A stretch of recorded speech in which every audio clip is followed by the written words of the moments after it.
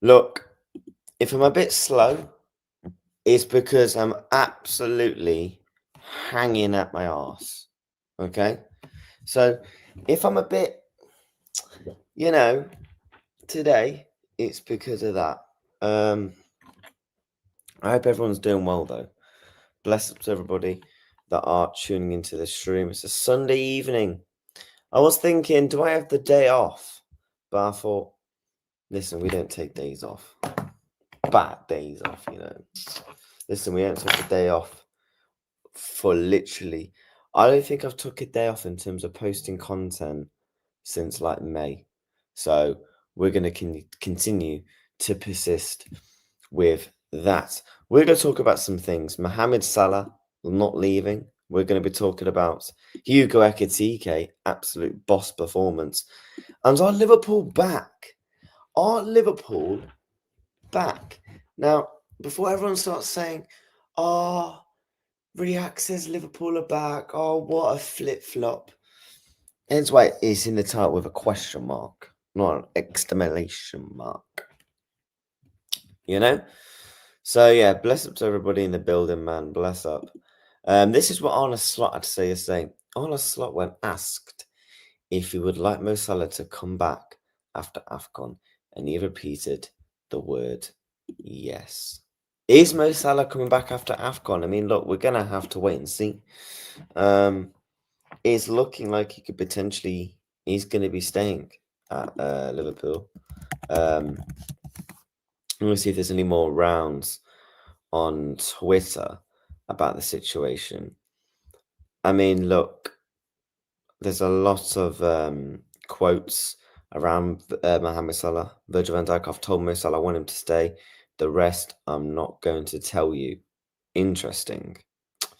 I would love to have him around because he's one of the leaders. But matter of fact, he's going to AFCON, and obviously that is what he's had to say. But the manager coming out and saying he wants him to stay is big. Pause. Is actually big news. I won't lie to you. That is big news. I don't know how long we are going to be live today, though, chat, because I can't lie, man. I'm dead on my ass. I'm literally dead. I feel like I need some Duracell batteries. I'm going to show you guys some clips towards the end of the stream of my evening from last night. Let's just say it was more than the wild damn West. Do you know what I mean? We need to glaze the Arsenal for a bit. Mate, you literally struggled to beat Wolves. Big up to yourself, though, bro. Footy, you okay? How was your night? My night was brilliant. However, I woke up this morning and I felt like I was in a hospital bed. Yeah. Just for context, I actually wasn't even drunk. It was one of those ones where, do you know when you've had a bit to drink, you're sobered up, yeah? And you just want your bed. The Uber was taking the piss to come. It was jarring, man. But no, it was a good night. You okay? I'm doing all right, mate. All I know is after this stream, yeah, I'm ordering the biggest meal from No Man to Kind. I don't know. I can't lie, chat. Should I get a Mackey's or something? Big up Reacts. Bless up to you, bro. We're not back. Go and win the rest of the games this year. Facts. I agree. I think Salah should stay to the end of the season, then go in the summer. I think that's probably a possibility. 40 outlet on a score now. Bro, I'm not 14. Yes, we struggled, man. And how City are actually playing is scary. I'm actually starting my Premier League podcast tomorrow. So we will be talking about Arsenal twice a week on a weekly podcast. I don't know. So I think we're going to be doing Mondays and Fridays. If not Fridays, it'll be Monday and Thursdays. So you will get your Arsenal chat that you've always wanted from me. You hungover. I'm not hungover, but it's... how do I explain? I just want to lay down. Hence why I couldn't do the watch along for any of the games. I couldn't do the Liverpool podcast earlier, bro. I woke up and I felt like, if I had streamed, I feel like I probably would have fell asleep on stream. You'd have Wesley flipping screen recording it, sending it to Touchline Facts. You'll have every man and his dog clipping it up. What does that even mean? No man to kind. It's just a saying, isn't it? The streets needed that. Yeah, man. So yeah, the podcast will be starting tomorrow, my friend. Bless up to everybody in the building, though. If you are new, smash a like, subscribe. We are literally one sub. One from 2,500. So hopefully today's show we could get it. Who knows? But yeah, bless up to everybody, though. Bless up to everybody. I do want to begin the show, which there's been some big results in the Premier League this weekend, and obviously we're going to discuss it. If I go to the Premier League table, Arsenal are now top. I can't lie, right? For context, before people clip it up, when it was 1-1 with Wolves, I was thinking, yo, 8 points. But bearing in mind, I was drunk when I was thinking that. So it's fine. Yeah, Arsenal got a late winner. Man City winning, though. Wow.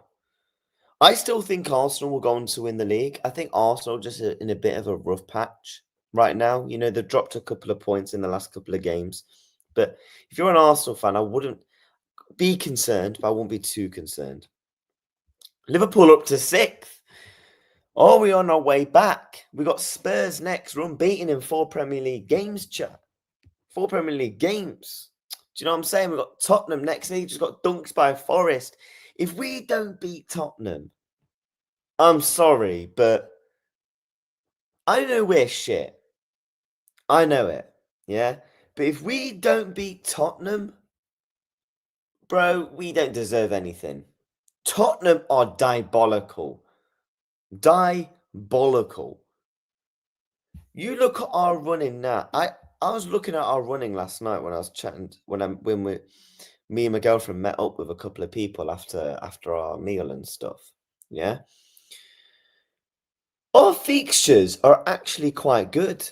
Tottenham, they've just been slapped. They're being slapped by everyone. Like, come on. Wolves, people say, look, don't get me wrong. Wolves, on paper, Liverpool should be able to beat them. Leeds, you win them next 3. That's 9 points. And you're probably in a position of you're back in the top 4. I'm not looking at that Arsenal game because I saw someone said on Twitter, look, if Liverpool can somehow win their next 4 games, can they get to Arsenal and somehow pull off an upset while Arsenal dropping points? Look, I'm not thinking about no title race with Arsenal. For me, the title race with Arsenal is dead and buried until at least gets to 3 points. For me to believe about a title race, we have to, before we play Arsenal, the gap has to be minimum, in my opinion. I would say 6, 5, 4 points. Like, it's 10 points right now. And I know people will say, oh, but Reacts, if we win the next 4, Arsenal's current form, if we somehow can beat them, we're somewhat back in it. No, not for me. Not for me yet. And you look at our fixtures past Arsenal, Barnsley in the FA Cup, Burnley, Marseille, Bournemouth, okay, tough, Qarabag, Newcastle, Man City. We've got favourable games for the next 4 or 5. Okay, maybe not Arsenal. Take away Arsenal, right? For the next month, Liverpool's fixtures are quite good. They're very good. And Liverpool Football Club should be aiming to be able to win all those. If I'm being truly honest with you, I think we should be aiming to win all them, man. Big up, bro. Big up to you, man. Footy sounds like he needs a kip. I do, bro. I do. Yeah, the Arsenal podcast, not the Arsenal podcast, the Premier League podcast will be starting tomorrow. Big up, bro. Big up to you, man. Get a pizza, a bottle of Pepsi Max, and you'll be sorted out. I don't drink Pepsi though, innit? I don't drink Pepsi though, innit? Yeah, Nick Voltamade, chat. I can't lie, that sprung me to life here. So when I woke up, right, I literally turned on my TV and I thought, let me just whack on some football while I'm like gathering my thoughts and somewhat coming back to reality and earth. Yeah. I turn it on, I think it was about 46 minutes. I'm just like laying there, like fucking nodding back. Nick Voltamade held it into his own net. I'm like, what? I'm like, yo, what? Nah, man, that he was mad. City will win. I'm telling you, I think Arsenal's. How was the chocolate milks, bro? There was no chocolate milks. I'm surprised at Villa Park in third in the league. Villa are on mad form right now. Mad form. We are coming for that tile, Emery cooking. I know Trudon's finally got a place where he's going to feel comfortable. By the way, chat, Villa, what? I would love Aston Villa to win the league. Look, if it's not Liverpool, I've always said it. If Liverpool don't win the league, I'd rather a team that has no affiliation to me or no rivals to me wins it. So like if you said to me, all the teams are above us, I'm picking Aston Villa to win it. In terms of teams that I don't really hate. Crystal Palace, they're just a jarring club. Chelsea, like, fuck off. And obviously Man City and Arsenal. But Aston Villa, genuinely, imagine, right, if they got points in their first 7 games. Chat, they didn't win any of their first 7 games. People think it's a myth. Newcastle. So let's go to it, yeah? Right, these are all club friendlies. All right. Newcastle didn't win. Brentford didn't win. Palace didn't win. Everton didn't win. Didn't win. They didn't win a game till then. So they went 1, 2, 3, 4, 5. They went over 5 games without a win in the Premier League. Imagine if they just got a couple of points. They would be top of the league. Top. Wow, fair play to Aston Villa, man. Fair fucking play, innit? Fair dudes to you. And Man City right now is that Newcastle game's probably just kicking them more in the teeth because they would be top of the league. Arsenal didn't win it until late. They won it late on. Mosquera own goal. Wait, how can Mosquera get an own goal for his own team to win 2-1? How does that make sense? How do you win a game, but if your player scores an own goal? What?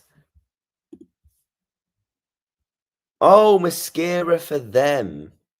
Oh, I was gonna say, like, how does your own player score an own goal but win the game? How does that even make sense? Is that even possible? Like, what we're doing here? But now, chat, man, I can't lie. The Premier League is heating up right now. Sunderland with a massive win over Newcastle. Big test for obviously. The thing is, Man City got West Ham. They're gonna slap Man City in it. Is Everton away? Yo, if Everton's away, that's dark. Oh, 8 o'clock kickoff as well. 8 o'clock kickoff as well. You look at their fixtures up until past Portsmouth. Some of those games are tough. Everton, they just not long beat Man United. They've been very good at the Tom Hill Dickinson Stadium. Palace are obviously crap. They're on the decline now, so they'll beat them. And to be honest, it depends on what side Palace pull out. Brighton, again, Brighton is literally like a bad fruit. You don't know if you're going to get the good fruit or the bad fruit. Like with us yesterday, Brighton were poor. They were poor. Apparently, I heard man saying Brighton should have won. I'm like, what? Sorry? Brighton should have won. Did you watch the game or did you watch a previously old Liverpool Brighton game? Aston Villa again at the end of the month. Oh, God. And then obviously Bournemouth. Bournemouth, again, you don't know what Bournemouth you're going to get in it. I remember Arsenal went there last season, obviously lost. They'll beat us. Like, as much as, we're unbeaten in a couple of games, they'll beat us probably. And then Portsmouth in the FA Cup, like they shouldn't really worry too much. Forest, they're coming into a bit of form. Inter, I mean, again, you don't know what Inter you're going to get. Man United, that'll be a good game, to be fair. They probably should have lost to Man United in, what was it, the first game of the season or the second game of the season when they played. So, yeah, it's gonna be very interesting title race, man, between the top three. I wonder if you know who is going to be doing Aston Villa a scary Aston Villa champions win, Aston Villa champions elect. You know, gonna be that's gonna be very interesting, isn't it? Let me catch up with some of the comments. Big up to you, Dan. How was the night? It was good, man. It was good, man. Had a lovely meal, of course. Then obviously was only meant to go for a few drinks after, but obviously when friends come out as well, you know, next minute you find yourself you getting in at 5 a.m. Do you know what I mean? I want to see if I can show you guys some of the clips, but I don't know if I'll get copyrighted because of due to the music in it. And like it's hard to show you the vibe without the music. Arteta will bottle it. See, the thing is with Arsenal, as much as I want them to bottle it, I just don't think they will, in my opinion, just because I think they're going to go through that stage. Like, Liverpool went for a stage last season where, when we won the league, where we dropped points in 2, 3, 4 games in a row, you know? And maybe that's just there for Arsenal. And I think they're heavily missing Gabriel and Saliba. Heavily missing Gabriel and Saliba. If Villa take over Arsenal's Unai's revenge, yeah, that would be some story, wouldn't it? I want the Europa League. Dan, oh yeah, Dan, you're an Aston Villa fan, aren't you? Dan, you're telling me you'd take the Europa League over the Premier League? I'm comfortable everywhere, mate. Your boy Rods is in his feelings because I disagreed with him. What do you mean, bro? The pressure's on Arsenal to win the Premier League? 100%. The pressure has to be on Arsenal. Arsenal have to win a trophy this season. If Arsenal don't win a trophy this season, then yeah, you're finished. 3 points. React shocking ball knowledge. What, for saying Arsenal will win the league? Apparently that's shocking ball knowledge. Yeah, that's what I remembered, isn't it? Guaranteed they drop more points. I think both teams drop. Touchline is the type of guy Aston Villa. Yeah, Touchline Facts will be doing probably a video. Aston Villa are unstoppable. I mean, this is the same bloke who did a Ruben Amorim out in a balaclava and a puffer jacket. Jesus Christ. Like, what are we doing here? And that was the thumbnail. I'm not even... But yeah, they're not as good. They're down to 2 centre backs. Yeah. Rex has good ball knowledge. The thing is, my ball knowledge. I think I have good ball knowledge when it comes to my club. Like, you ask me any questions about my team, I'll answer them. You know with the ball knowledge things when people say, "Oh, you don't have no ball knowledge." But the people that say it basically just say they just don't agree with your opinion. Like, I feel like ball knowledge is very different to an opinion. For example, if you said to me, React, who scored in the Champions League final in 2005, and I didn't know, then yes, that's lacking ball knowledge. But me saying Arsenal will win the league, that's not ball knowledge, that's an opinion. There's a difference between an opinion and what is a state of a fact, i.e. ball knowledge. People get very confused. Very confused. But no, chat. Look, on yesterday's game, are Liverpool back? Are they well and truly back? I mean, look, do I think we're back? I don't. I think we still got a very long way to go. I think I liked what I saw yesterday in the performance, in the diamond formation that we played. You know, it was very, very, very good. We looked calm in possession. We looked good, you know, in the attacking threat. Defensively, we looked okay. Brighton did have a couple of chances. I thought Gomez for Brighton was a big of a threat. I thought like could have finished a couple of his chances, created a couple of chances himself. But I think for Brighton, they just didn't show up, and that's credit to Liverpool because they didn't allow them to. The way that we was compressed on the ball. And for me, I sat and thought about it again. I watched a bit of the game back while I was getting ready last night. I thought Curtis Jones is very close to man of the match for me. Curtis Jones might get Liverpool Player of the Month for December. They'll probably give it to Ekititike, to be fair, because he's on 4 goals, isn't he? But for me, I'm looking at this Liverpool team now, and I'm thinking, we can build on this. We can actually build on this, You look at this team now, yeah? Ekitike is in fine scoring form. He's got the confidence. He's got the bit between his teeth. Szoboszlai, just performing it week in, week out. We know we can rely on him now. Florian Wirtz is now putting up some good run of performances. People say, oh, but he didn't get a goal. Oh, he didn't get an assist.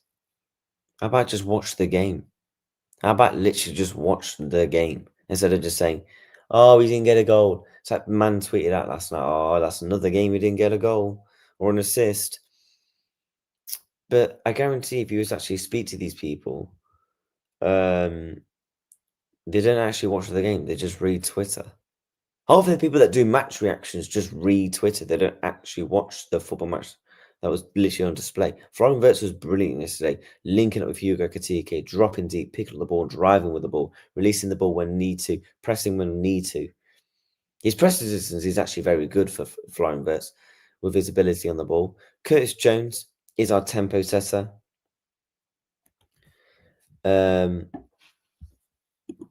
Tempo, he is now literally our tempo setter, and our team needs to be around Curtis Jones in that midfield, because what I saw with Curtis Jones yesterday, he can be like our Vitinha.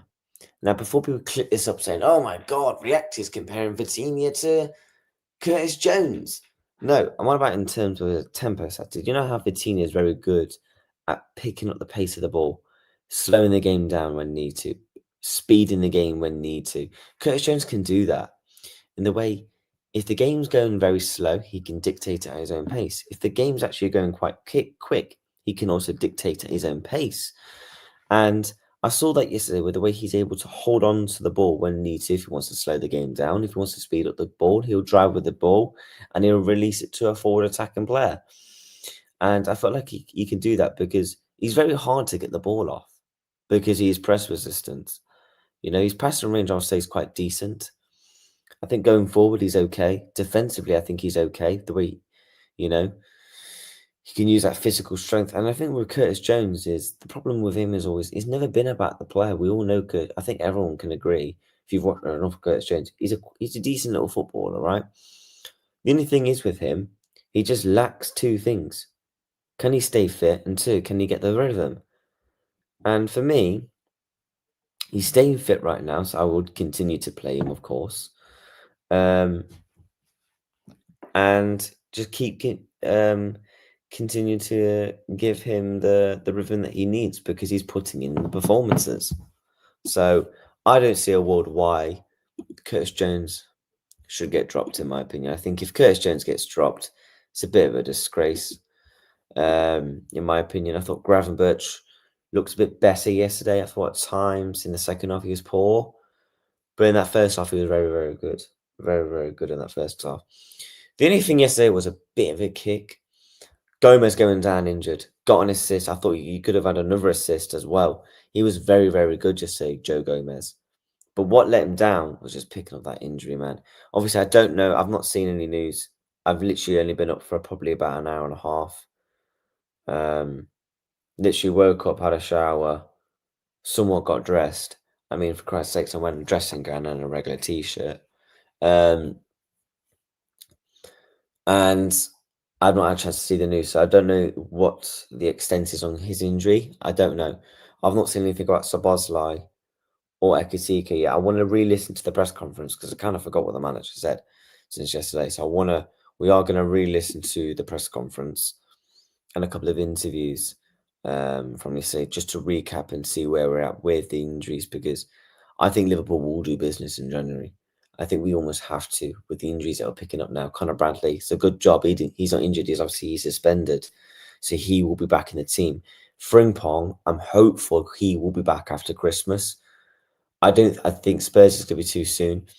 I think for Frimpong, you've got to hopefully, fingers crossed, he can be back, because then you can integrate him back into the team, because you've got the likes of Wolves and Leeds, etc. Teams that Liverpool should be able to beat. It's not like they're tough fixtures. And if you say, oh, you dropped points with Leeds last week, that was away. And to be honest, I think on another given day, we actually see out the win. And you know what? That's what's frustrating, chat. That's really what's frustrating. Do you know how bad as Liverpool have been? Yeah. If we'd have just hold on to Leeds, that's another 2 points. And we're sat joint fourth. Could you genuinely imagine if we wasn't this crap? We would be 10 points clear, not 10 points behind. I genuinely think we would be 10 points clear. Because there's no way we lose 6 games and another 2 draws if we're at our best. We're 10 points clear, man. But that's just the beauty of football. We're now moving up in the table in terms of on-form teams. We're actually now moving up in the table. Bournemouth, though, they're in crisis. We're slowly moving up. 2 wins in our last 5, only 1 loss in our last 5 Premier League games. But we're 5 games unbeaten. And I think that's a positive to say, yes, we haven't been fantastic, right, in all 5 of those games, but we haven't lost. And I think that's something to very much take with it. Inter Milan, very good, professional, just controlled performance, got the win. And I think we deserved the win. Brighton, by far the better team yesterday, deserved the win against 2 creditable sides that can give you problems. Brighton, you saw that they gave Villa a scare, and Inter Milan haven't lost in the Champions League at home in years. So there are things to be able to take into consideration.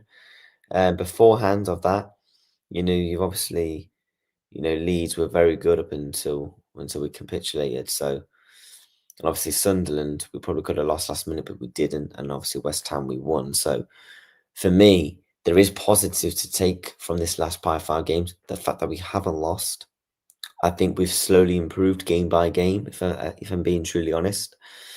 The only thing that's kind of let us down in the past 5, not seeing games out, and just the same old little performances early on in the little bit of the run. But no, chat, I've got nothing to really complain about. Apologise to Slot right now. People, I saw someone, I spoke to actually a Liverpool fan last night that was out with us. And he was like, "Are you slot in now? Now we won." I was like, "I'm not slot in."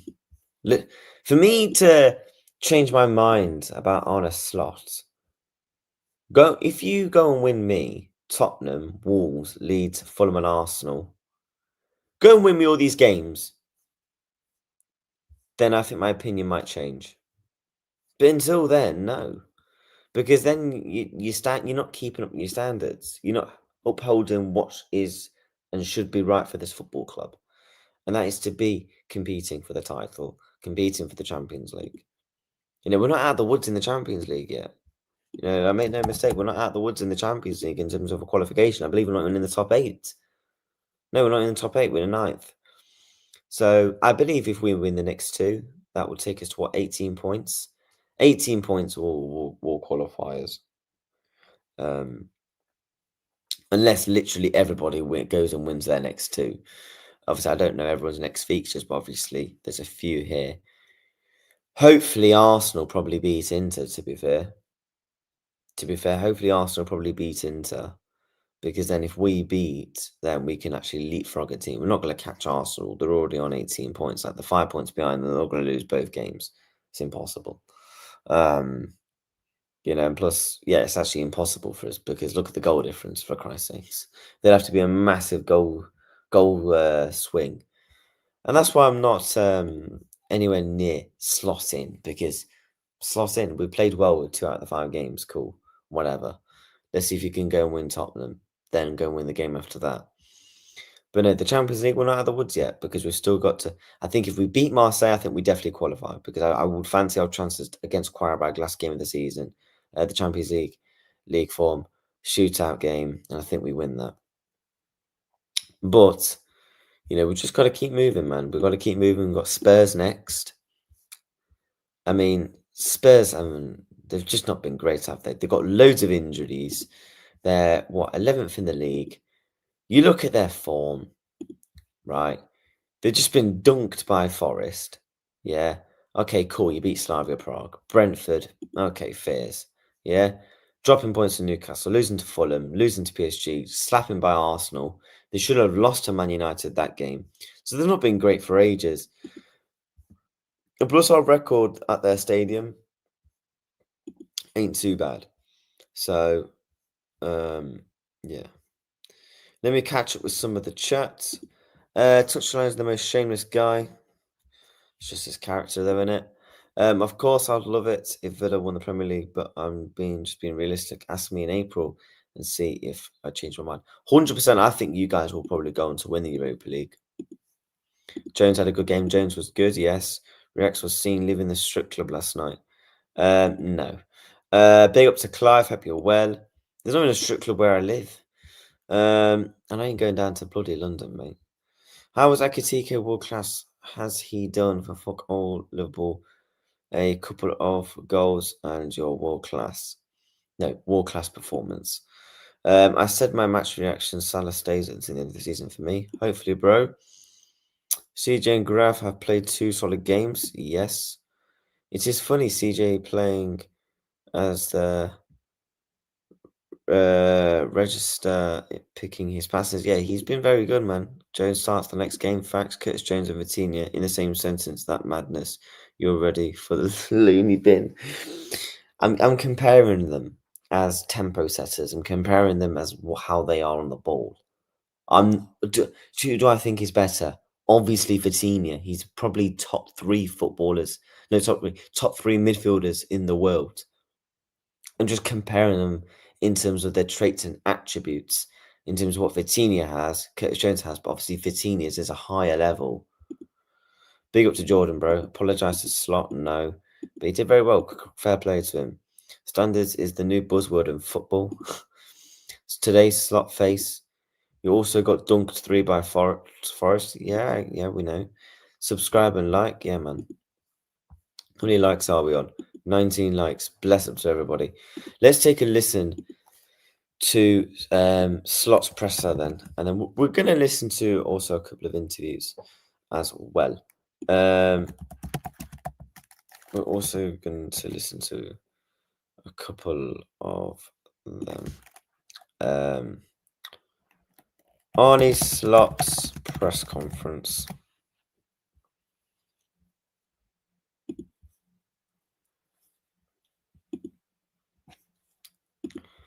Right, let's go. No one cares. I've already got Canva, love. Yeah, I've got Canva Pro. Cheers. You said it was an easy decision to put Mo in the squad. You thought it was the right decision to leave him out. Big up to Mike. Yeah, Michael, man. Both of our teams won this weekend, my bro.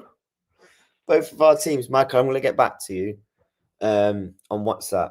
It's just that, yeah, it's been a mental day, my bro. And yeah, I'm literally dead on my ass. Can you explain what changed? Bless up to Michael. Make sure you subscribe to Michael TV 10, man. Reaction was seen in the bush. Yeah. I think the reason why he wasn't in Milan was his interview. And then the question is always, and everybody has a different opinion about that. Should he be once, twice, 3 times, 4 times, 4 months, 12 years? Every manager makes different decisions in that. But he wasn't involved in the game against Milan. And I spoke to him yesterday. And I think, as I usually never say anything about where we talk about, I'm not going to make an exception now, but I think actions speak louder than what has been said. He was in the squad again, and when I had to make my first substitutions, I brought him in, and he performed as I think every fan, including me, would like him to perform today.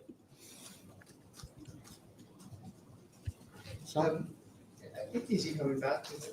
If that was his last game, it looked like it might be as he walked around the pitch. I think he wasn't the only player who walked around the pitch thanking the fans, because the fans deserved a thank you from us. I think our players worked incredibly hard today to keep a clean sheet. And for the first time in weeks, maybe I should say months, we had a little bit of luck with that as well. also a little bit of luck. I think we did a lot of things well, but we also had a little bit of luck. We've had games where we not conceded a chance, but conceded 3 goals. But today we definitely did concede chances, but they didn't go in. Mo is going to go to the AFCON now. Hope he's going to do very well. And in the Hopefully he meantime, wins. we have to play here without him, with not that many players available at the moment. But the good thing is we play Saturday and then a week in between and then again Saturday. So, Kissing a so yeah, tree. that's the situation. John? Arnie, after that, would your hope be that Mo comes back and you have him playing like that again? You haven't played. Would your hope be that Mo comes back after AFCON and you have that kind of performance going again? Yeah, I think I think you can tell the relationship is very much back in good terms. I think you can very much tell the relationship is definitely back in good terms, and hopefully, continues to stay like that. Because when everyone's happy at the club, it's all good and fine. So, I'm hoping, the relationship between Salah and Slot was continues to stay like it, and it doesn't just fall apart and capitulate again. he's a Liverpool player, and the moment he's there, I like to use him when we need him. And today he didn't start as he did a few times before, but in the 1.5 season before, he started. He started, I think, every game. Today when he came in, like I just said, he had a performance like you would want him to give. And he was close to another assist. I think he was shocked to see Virgil next to him in that long sprint. He was close to scoring when Fede almost assisted to him, but he was I afraid. know Keith was very lucky to not pick up some goals. That's very important because if you play with attackers, you're hoping that they are a threat to the other team. Is that the way you say it? Yeah. And Hugo was that as well, and Florian was that also. On it, I know you're not revealing the details of your conversation yesterday, but is that it now? Are you satisfied that issues are resolved, or is there still stuff to resolve over the next month? No, for me, there's no issue to resolve. For me, he's now the same as any other player. You talk to your players if you're happy or unhappy with things, but there's nothing for me to talk about after what happened against Leeds after the game. Sorry, Arne, although Brighton did create chances, were you more happy in general about the performance in terms of being a bit more solid, being a bit more?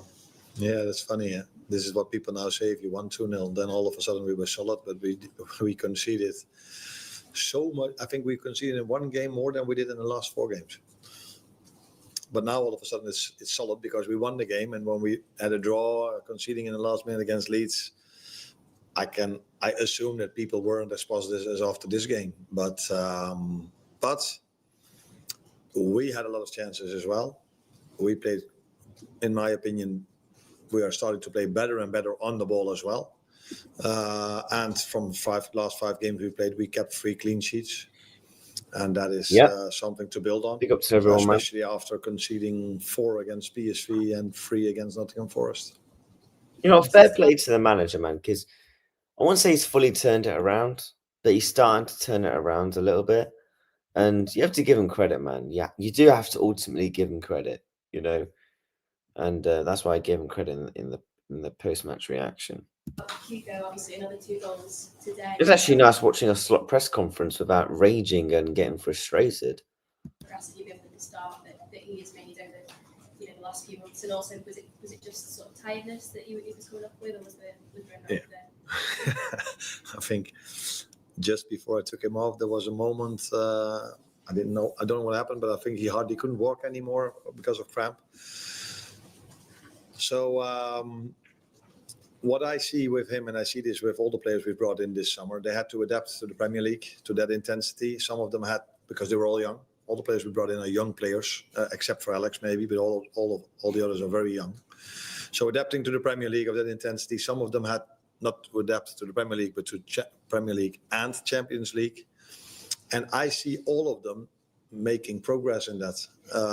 So Hugo had cramp today, but I can assure you that he did probably twice as much as in games in the beginning of the season where I had to take him off with cramp as well. Yeah, if he's got cramp, I'd rather take him off, because Hugo Ekititike is one of our most informed players right now, and he has to be heavily looked after, especially in the attack. He's been our best attacker so far this season in terms of consistency, in terms of level of output as well. 10 goals, 2 assists in all competitions. Very good return so far. So he has to be wrapped up in cotton wool. And for me, if he's got any slight cramp, take him off. Like we was winning the game. So it was not like it was 0-0 or losing 1-0 where you might want to risk it a little bit. No, just take him off, wrap him up, get him ready for Spurs. And that is what this league brings. If you cannot, 1 second. if you cannot be so intense for such a long time, it's so hard to win a game of football, because the best players, athletes in the world play in this league, and we are trying to prepare them more and more, better and better for that. And I can see that progress with most of our signings. I think almost all of them, maybe all of them. Just check on Mo. Has he indicated to you that he wants to stay as well? You told me that you wouldn't ask a question, so and now all of a sudden you want. Did your boss text you? You have to ask that question. I just have to check this one. You know what I'm not. I haven't listened to your question. That joke was inside my head before you asked that. So ask me one more time. No, I just wanted to check. Has Mo indicated to you that he wants to stay now as well? That is, I think you already know the answer to that. So that is what has been said between the two of us in that conversation stays between us. And I think what you see is what you get to know, and that it was in the squad in my first substitution, and all of the other things that has been said in that conversation. I never speak. I just hope everyone actually leaves it alone there. The situation has been resolved, like not. I won't say fully. I don't know. Not fully resolved. I don't know. But if the manager says leave it, and Mo Salah said leave it, then drop it. People talk about, we want everyone at the club to be happy and full flowing. How's that going to happen if people are still trying to stir the pot? Do you know what I mean? How's that meant to happen if people are still trying to, stir the pot? Do you know what I mean? I just, I don't get that. Let's take a listen to what Mr. Lynch has had to actually say. Against Brighton here at Anfield, but I have to say this felt like a bit of a big game for Liverpool coming into this one for a number of reasons, really. I mean, the first of those was that Arne Slot had steadied the ship recently, 4 unbeaten coming into this after a dreadful run prior to that of 3 consecutive defeats and 9 defeats in 12, in fact. But in amongst that 4-game unbeaten run, there were the draws against Sunderland here at Anfield, who they're having a good season, but Liverpool should be beating them here, let's be honest. And then the draw against Leeds, the circumstances of how that came about, it just left you with a little bit of doubt. And coming into this one, you thought, Brighton are a very, very good side, aren't they? You've got a lot of good players, a very smart young manager as well. So it's a difficult game, absolutely no doubt about that. And in fact, you think back to last season with the game against Brighton here, incredibly tough and a key moment, Liverpool turning that around to going on and winning the title, really. So they always give you a good game here. And of course, Liverpool have played Inter Milan in midweek, hadn't they, and got a good win there. But as I said in my post-match video, they've done it with an approach that, you don't know whether that would work here. It's perfect for a Champions League away game, really, where you want it to be low event. You want not much to happen, very few shots in the game, if possible. And maybe, just maybe, you can go and nick a 1-0 win. And they prepared themselves for that game by playing in a similar way, really, in the games that had preceded it. But I always felt, coming here against this Brighton side, do you have to show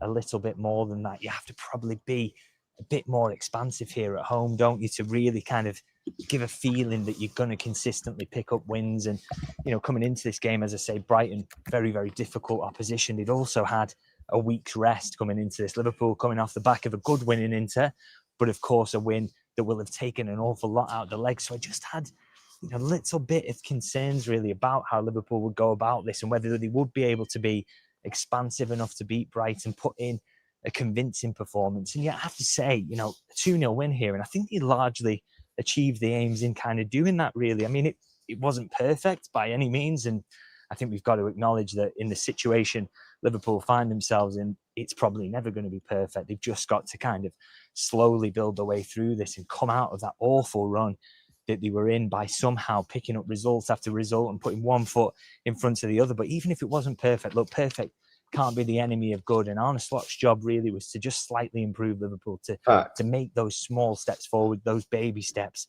And I think this was a long way towards going to do that, really. I mean, the result is a very good one, but I think some of the underlying numbers as well give you an idea that Liverpool were that little bit more expansive. They were able to kind of show the football you need to. I mean, 18 shots to 14 on the shot count.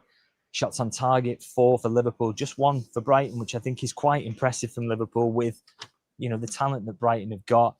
3-3 on big chances. So I guess you kind of look at those numbers on the surface and you'd say they are fairly even. Do they just show that Liverpool came out on the right side of the margins in this one? But I'll be honest, you know, I always say about the numbers is that you look at them and you've got to be able to recognise sometimes when, you know, they can be deceptive or, you know, they don't quite pass the eye test as well. And I did feel in this, to be honest, while I'm watching it, that I felt like Liverpool were the better side in this game, if I'm being honest. I won't slavishly adhere to the numbers when I kind of don't really align with what I feel like I've seen in the game. And don't get me wrong, this is not me being overly positive on Liverpool. I mean, anyone who's watched recent videos will know I'm more than happy to criticise when I see something to criticise. But I think, honestly, in this game, I genuinely felt that those numbers didn't maybe paint an accurate picture. Maybe the shot on target is a little bit more insightful, that Liverpool get 4 and Brighton only get 1. And I think with the expected goals, I think it's Liverpool 1.82, Brighton 1.96. Again, that feeds into the idea that this was a very even game and Liverpool maybe got lucky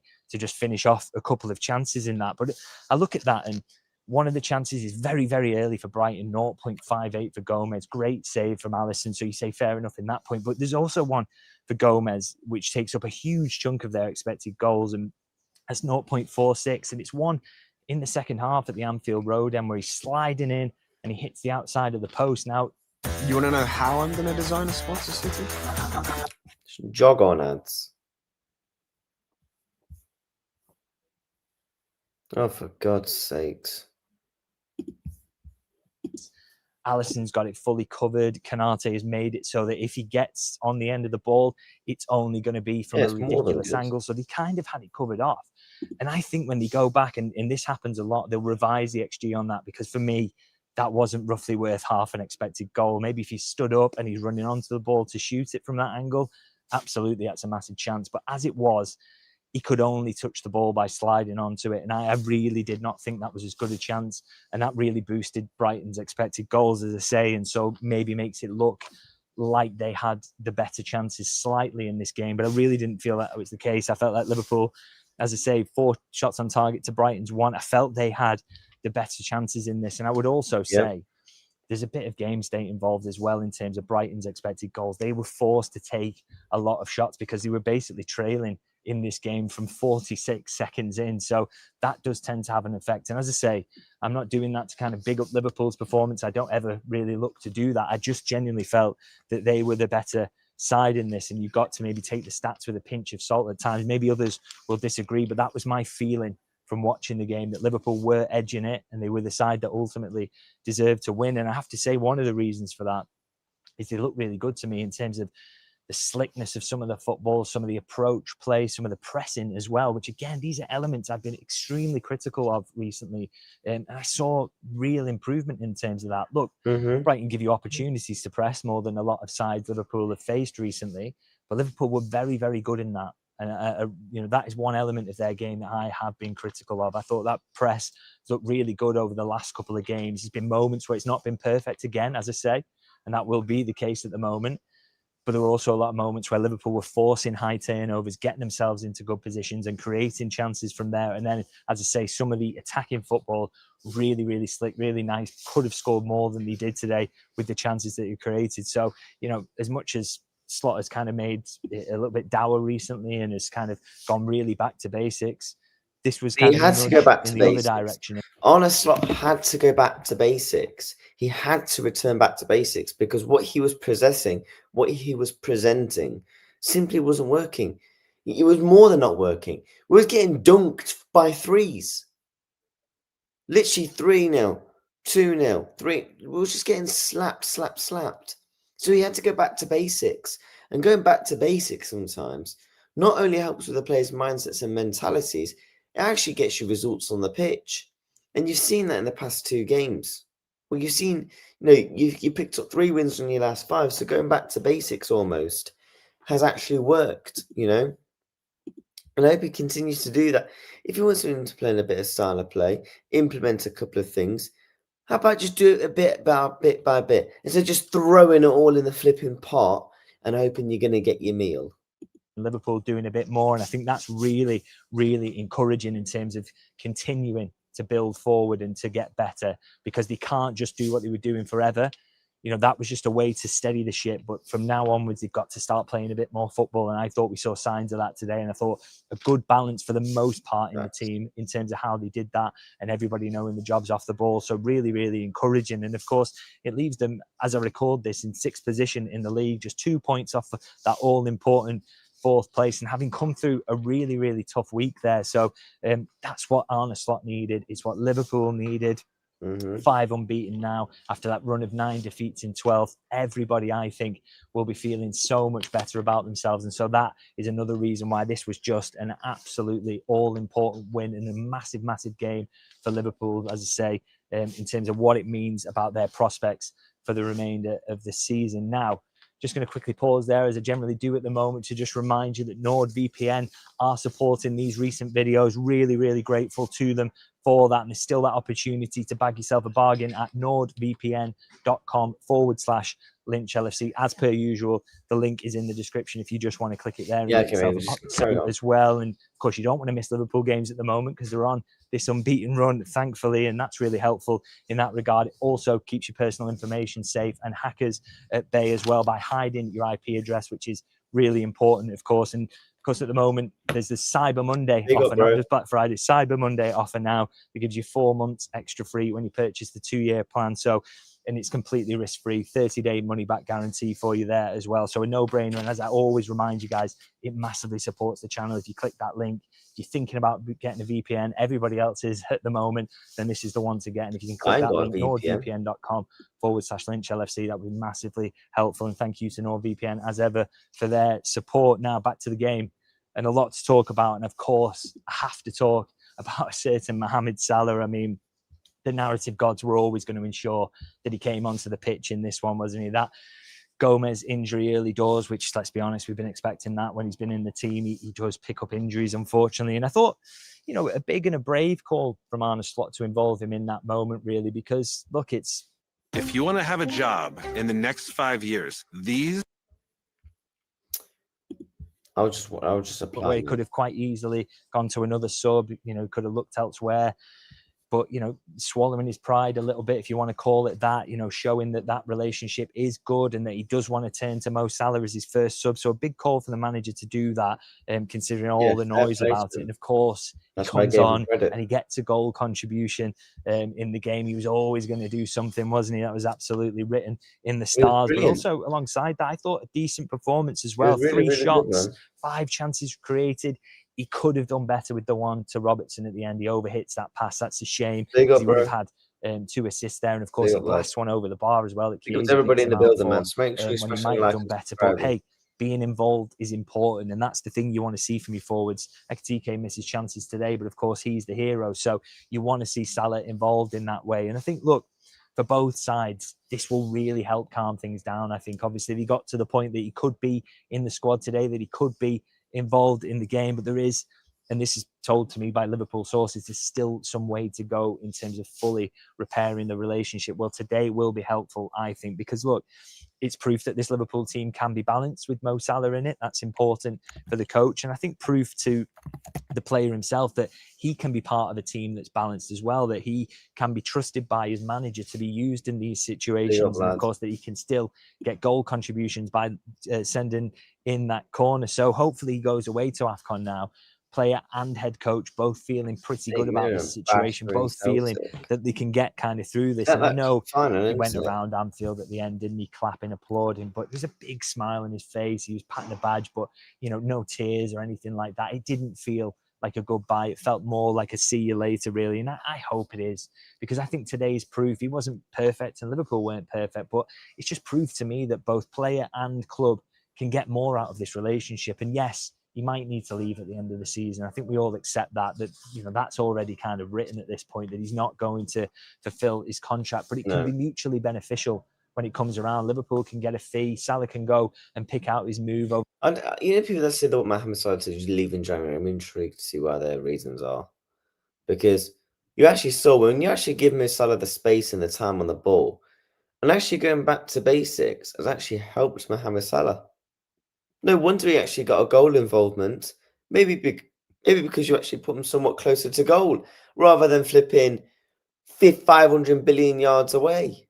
With the next six months or till the end of the season, rather, and he can get the full proper send-off rather than quietly sneaking away in January. So I really hope that is the way that it goes. And I think it's been handled. You know, it was a difficult situation that emerged, but I think, and I gave criticism to sporting director, the player himself, the manager, for the way it got so out of hand so quickly.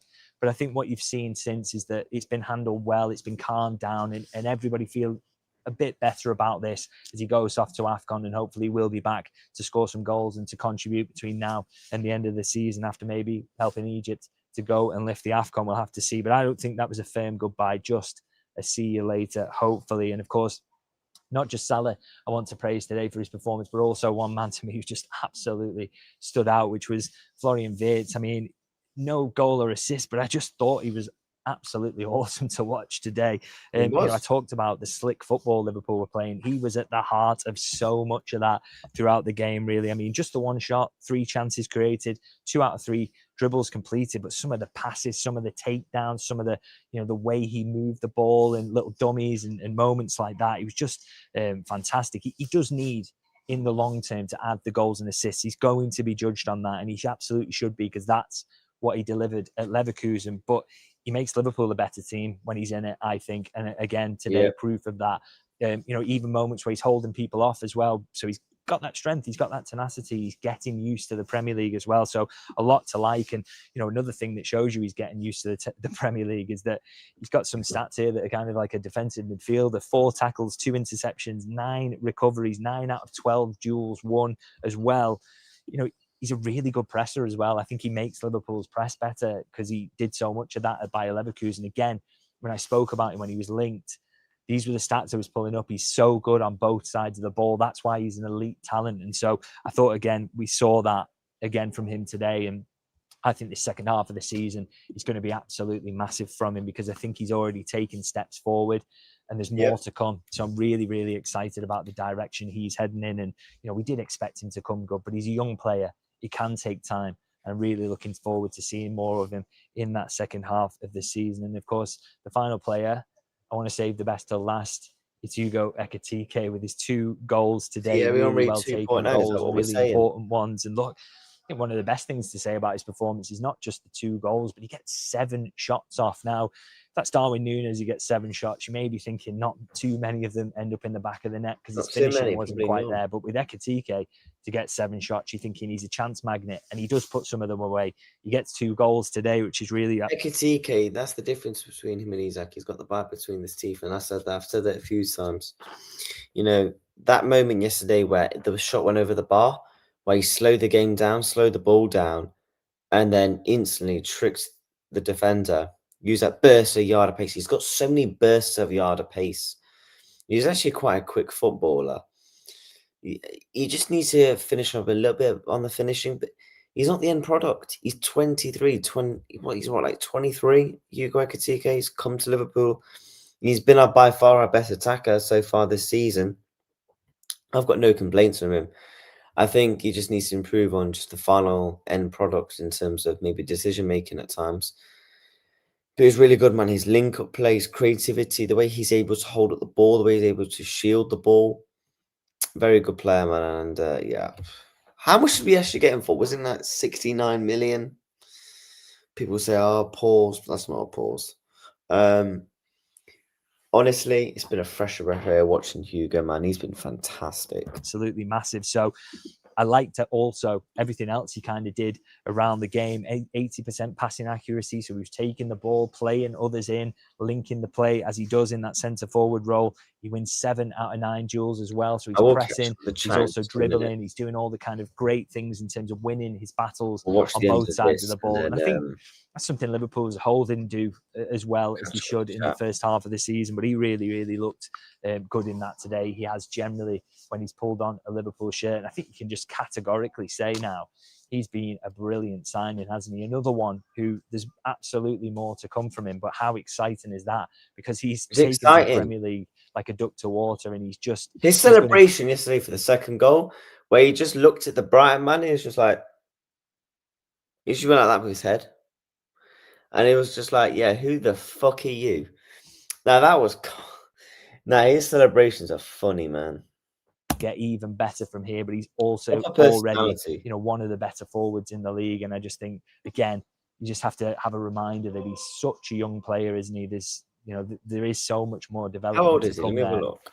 And you think about the fact of him and Isak dovetailing in that 4-4-2 or the 4 Hugo's with the 23. diamond. There's more of that to come, no doubt. But he also links well. Hugo Ekititike chat has been at PSG. People forget, he's worked and played with the likes of Messi. Played with the Messis, the Mbappes, the Neymars, some of the best players. I mean, the GOAT, the best player of all time. So he would have picked loads of experience up, as a youngster, in terms of how to improve his games and stuff like that. That's just a world of talents, and I'm sure he will look back on those moments.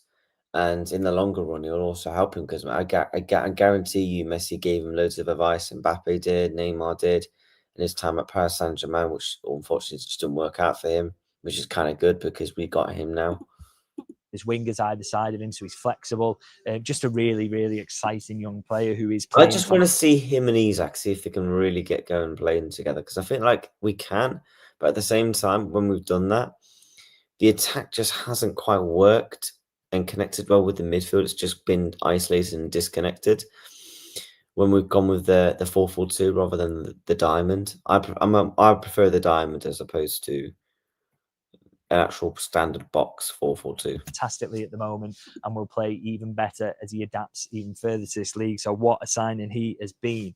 So, going to wrap it up there by just reminding you that Liverpool have got a nice week off now, a bit of time on the training field, a bit of rest for players because they're starting to pick up knocks, aren't they? A few in this had you a little bit worried. Yeah. Hopefully everyone's okay for Spurs. Hopefully the Gomez injury is not too long. Hopefully Jeremy Frimpong to come back and a little bit of a week of recovery for Gakpo, for example, Endo. He just needs to start to get these players back now, but the fixture list does calm down now, which is helpful. And of course, Spurs is a big game. Liverpool have just got to keep going, as I say, one foot in front of the other, keep building on this, and then you might find yourself suddenly in a really, really good position in the league, but you've just got to take it one game at a time. And good performances like this, good results like this are one way to do it. So going to wrap it up there. Do let me know your thoughts on all that in the comments. Who was your man of the match? What was stood out to you in the game? And if you can like and subscribe, that would be hugely appreciated. Yo, David, I'll drop you a like. And I'll also drop you a subscribe. Thanks to Nord.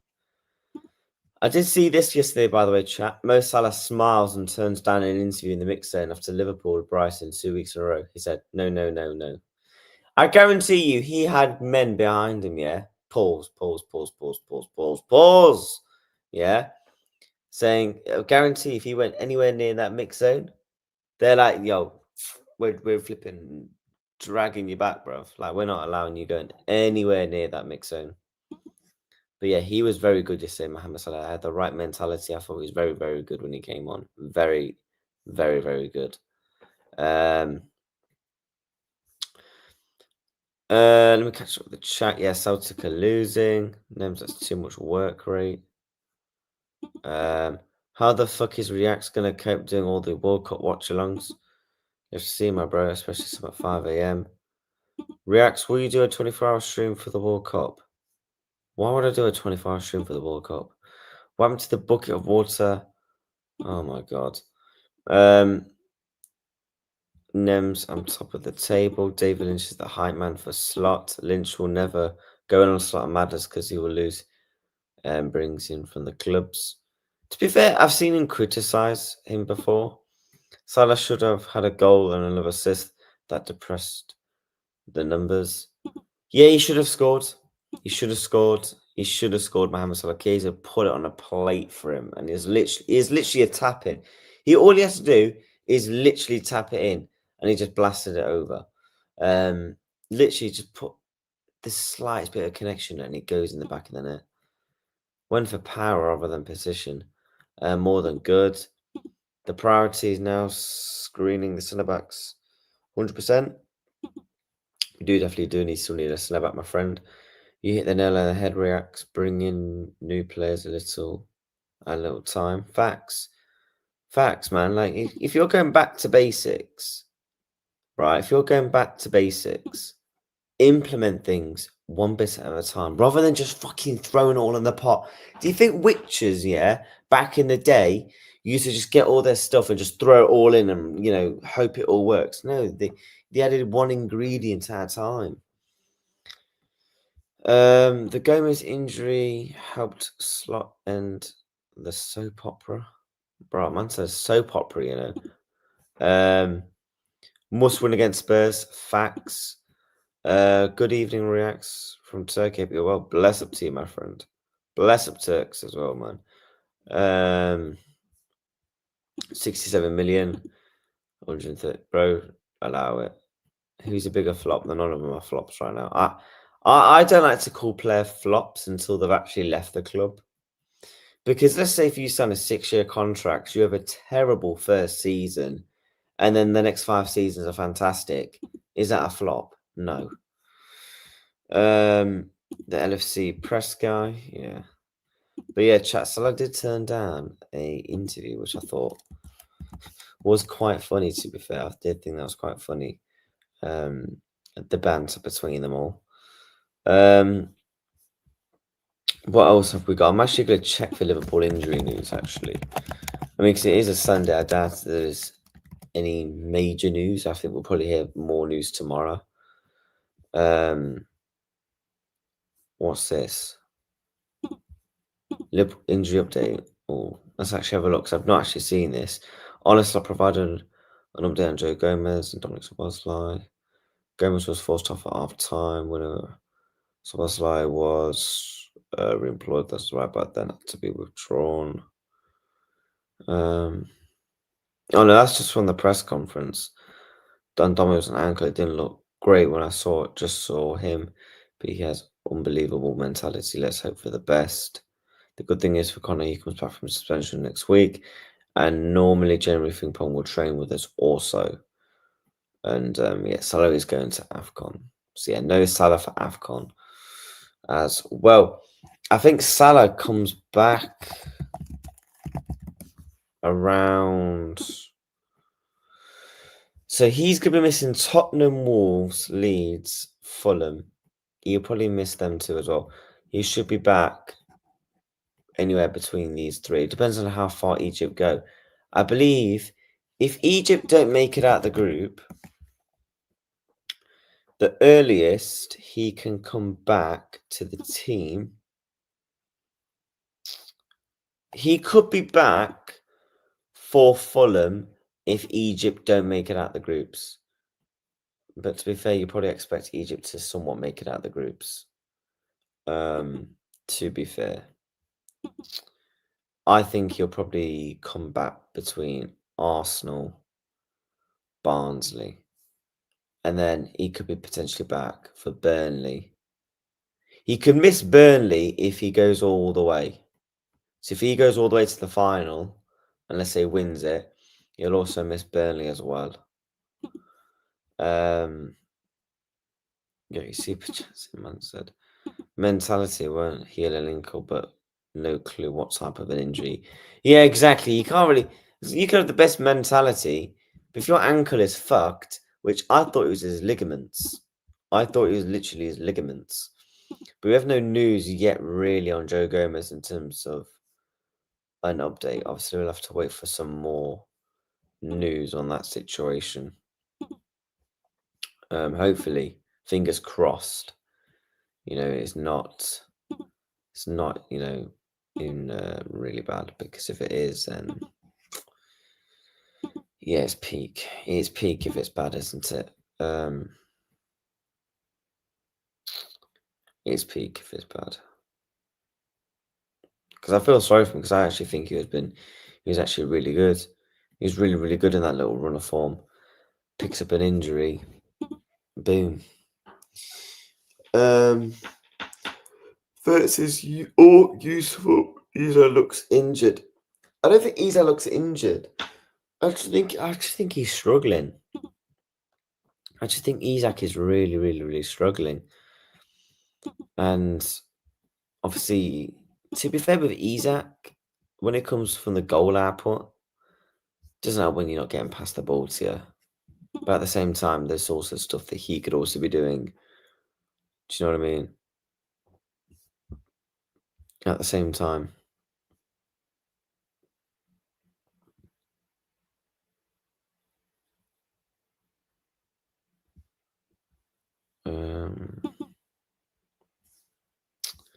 But yeah, I guess we'll have to wait and see.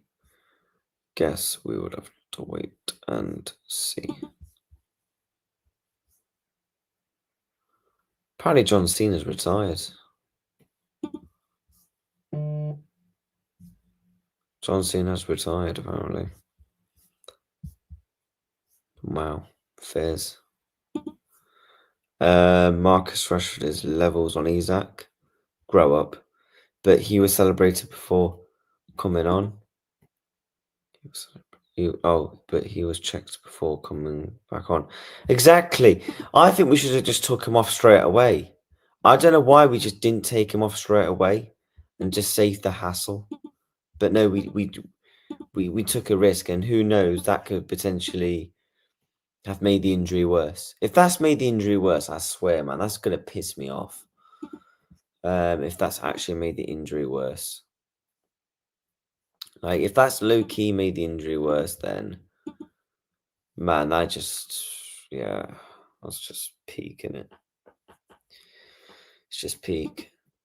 But yeah, chat, I think we are going to wrap up here, man. Obviously, I've done an hour and 15 minutes. You have to remember, guys, I'm still hanging out my arse. I've managed to, come on and do a stream for you. We will be back on the normal grind tomorrow. In terms of content plan for the week, tomorrow we'll probably just do like a Liverpool type show. Also the Premier League podcast. We're doing that tomorrow, both of those. Tuesday, we'll probably do... maybe Tuesday I might do see if there's any transfer stuff. We'll see if there's any transfer stuff on Tuesday. Also, League Cup is on Tuesday as well. So maybe we might do a League Cup watching. So we'll do that. Same for Wednesday as well. Thursday. And there's not really much on Thursday. We'll figure something. The boxing's on Friday. Jake Paul, Anthony Joshua. So we are going to do a watch along for that. Saturday, obviously, you got Liverpool, Tottenham stuff. But no, man, we're just going to continue the grind. Continue the damn right grind. You know what I'm saying? Bless up, reacts, catch you later. 45 at least, no work rate. Bro, an hour 15 is good, no? Napoli, Milan, Thursday. Ooh. Do we do a Serial watch along, What time is that? 7 o'clock. Yo, that could work. Napoli, AC Milan on Thursday. Yeah, because I'll do 2 shows tomorrow. 2 shows on Wednesday. 2 shows on Wednesday. Yeah, that could work. That. Because there's Europa League, Conference League. And literally every single game is fucking dead. There's not one good team against like nah, man. Crystal Palace versus Cups, like what? I ain't watching that. Nah, I ain't watching that. But chat, we are going to redirect to Zia. We're going to redirect to Zia. Bless up to everybody.